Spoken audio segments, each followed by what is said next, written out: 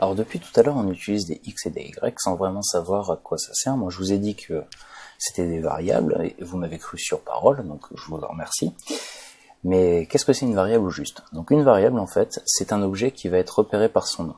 Donc ça peut contenir des données qui vont pouvoir être modifiées au cours du programme, en fait. Ça va nous permettre d'identifier certains segments de code et certaines valeurs, et de pouvoir jouer avec, interagir avec d'autres valeurs, avec des fonctions, etc. Donc les fonctions, c'est pareil, on verra un peu plus tard à quoi ça correspond. Mais du coup, ce que vous avez besoin de savoir sur les variables, c'est que ça va être un objet que vous allez nommer, et qui va vous permettre du coup de venir lui attribuer une valeur, ou plusieurs valeurs, et qui va vous permettre du coup de venir interagir avec. Donc, vous pouvez lui donner le nom que vous voulez, mais par contre, du coup, il va falloir que ça réponde quand même à certains critères. Par exemple, vous n'allez pas pouvoir écrire une variable de cette manière. Donc, ma espace variable, par exemple, c'est pas bon.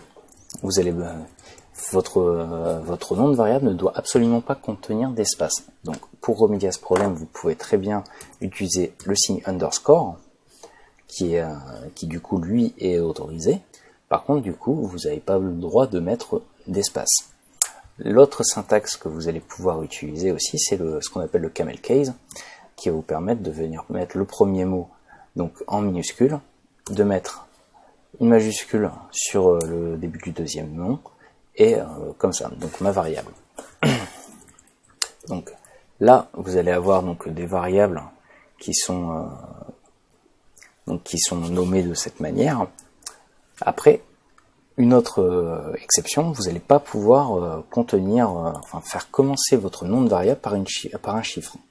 Donc par exemple, là, 1 ma variable, c'est pas bon. D'ailleurs, on le voit bien, donc le texte change de couleur en nous disant du coup que c'est pas bon. C'est plus un nom de variable, il ne doit pas commencer par un chiffre. Après, par contre, si vous mettez ma variable le 1 derrière, il n'y aura pas de problème. Donc là, je vous ai montré cette syntaxe pour écrire une variable, mais il en existe une deuxième. Donc celle que vous aurez probablement déjà vue si vous avez fait un peu de code, ça consisterait à mettre donc le terme var et de venir lui dire ma variable.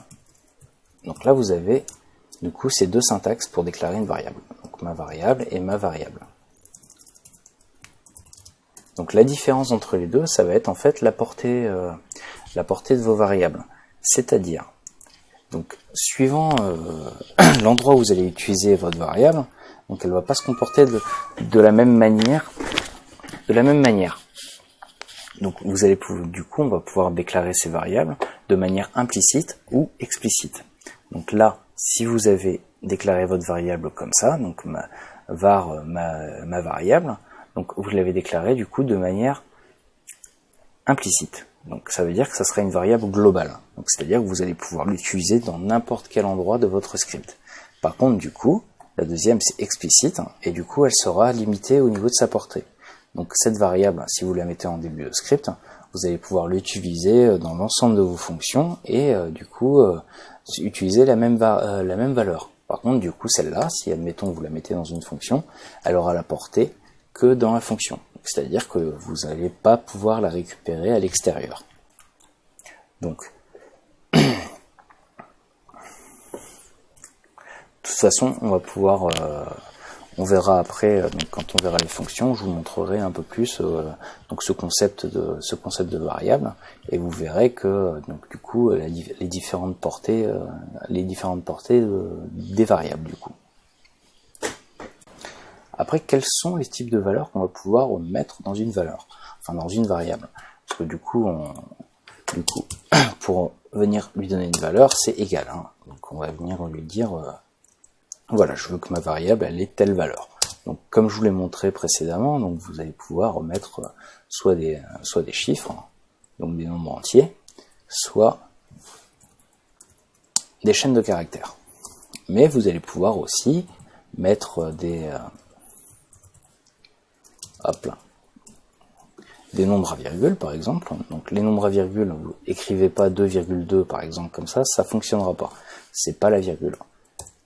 La virgule en code, c'est avec un point que vous l'écrivez. Donc là, ma variable aura une valeur de 2,2.